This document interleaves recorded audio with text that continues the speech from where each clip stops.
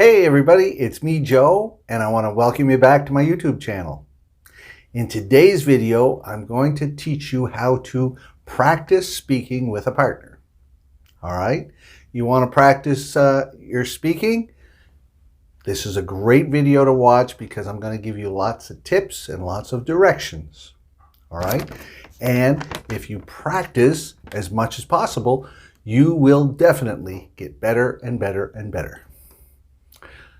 If this is your first time visiting my page, hi there, my name is Joe. I teach English to foreign students at a university in Canada. And I think it would be great if you subscribe to my channel and hit that notification button down below. All right, so I've got 8 things to tell you here. So I'll go through them all, and then at the end, there's going to be something secret for only the best students. I think if you're one of my great students, you'll know what I mean. All right, so here we go. The first thing you have to do if you want to practice with a partner is find a partner, okay? Get yourself a partner. Now, how do you do that? Every Saturday, I make a post on my Instagram page to get students together so they can practice speaking. So I make this post. Lots of people put their names under it saying, yes, my name is Mohammed, my name is Julia, and they want partners. So there's a whole list of people that want to practice English and they want to find partners. Go through them, check them out, and send messages to as many as you want. All right? Hopefully, when people get your message, they'll write back to you and you can become partners. It's not hard, but you have to be brave enough to try it. So that's number 1.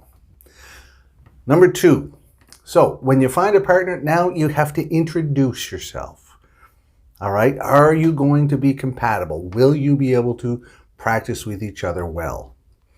So you can introduce yourselves different ways, either by texting, or you can record speaking, like on Instagram, record your voice and send that back and forth. That's fine. Or you can do a video call, and then while you're introducing yourself, you are practicing. These are all good ways. There's no better way one's not better than the other. It just depends on how shy you are. And remember, the internet, we have to be careful who we talk to, all right? So when you introduce, you don't want to tell everybody all of your secrets the first day. And certainly don't give anyone any specific vital information. Don't give them your bank number or your Visa number, okay?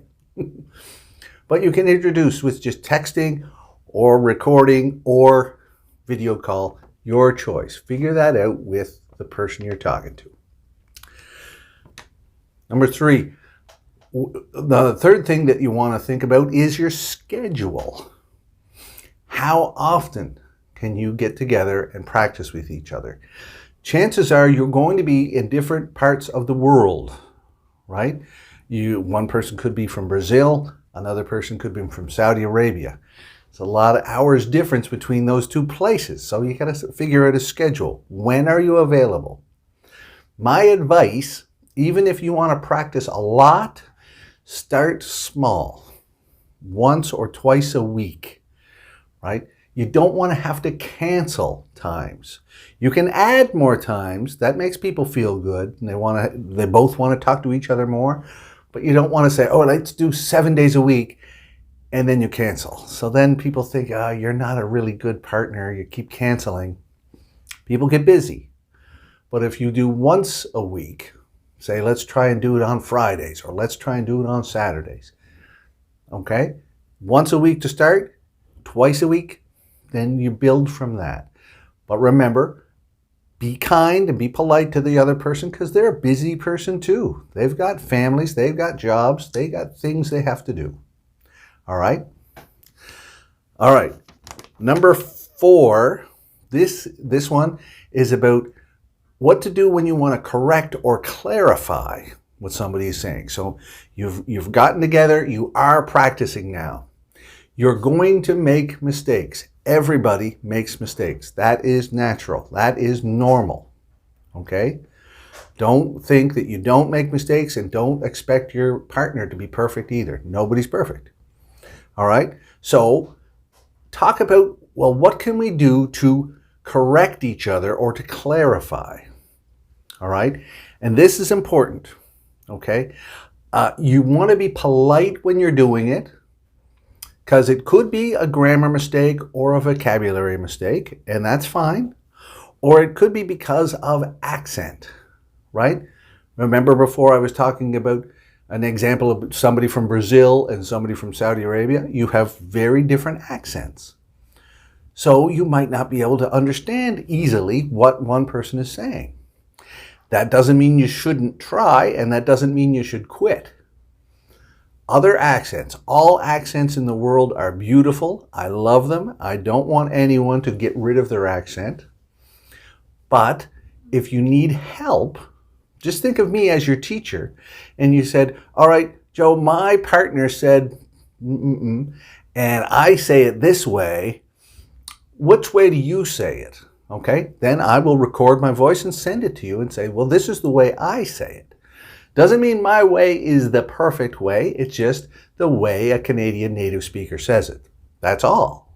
Okay? So that's a good way you can settle some disputes about things. You can ask me. That's totally fine.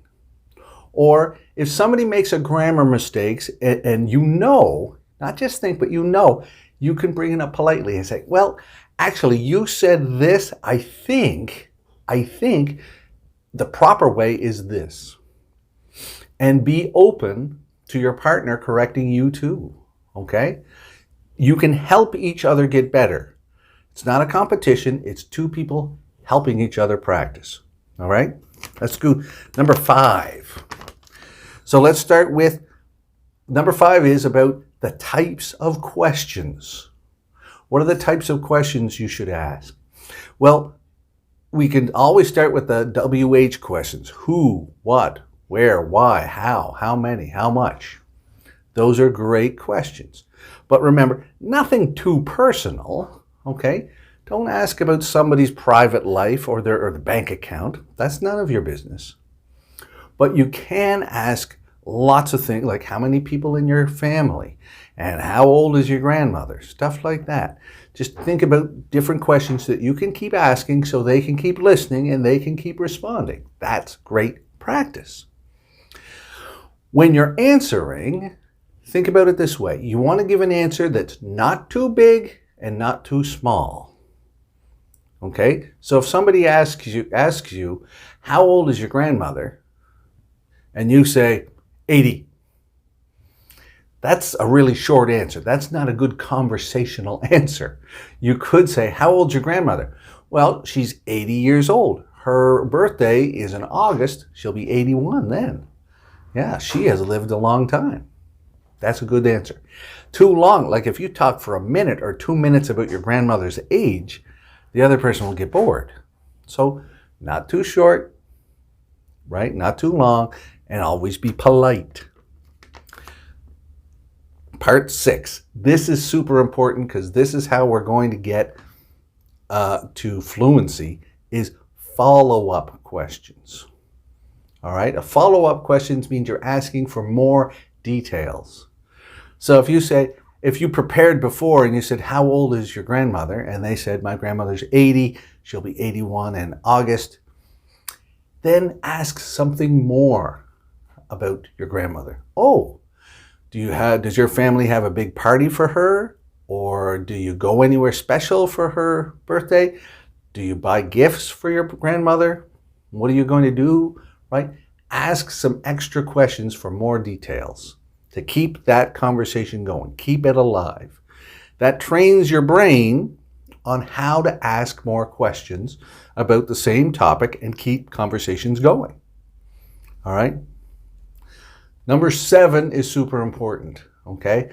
I find a problem with this a lot of time with students. Number 7 is take turns. So student A asks questions, and student B only answers. That's not a real conversation. That's more like a job interview. So you got to ask questions back and forth, okay? So let's go back to Grammy's question. How old is your grandmother? Oh, she's 80. She'll be 81 in August. How about you? Do you have any grandparents? Right? Kind of like in tennis, back and forth, back and forth. So take turns answering and asking questions like a real conversation. And number 8, the last thing, number 8 is topics. What topics are allowed and what topics you should avoid. All right? Think about privacy. Think about things that you don't want asked about, right? So you don't want somebody asking about, does your sister have a boyfriend? Okay, hey, that's none of your business, right? That'll make you angry. So if you don't want it, the other person probably doesn't want it either. After you've become partners for a long time and a friendship grows, then perhaps these rules can be relaxed and you can talk about more things, cultural things.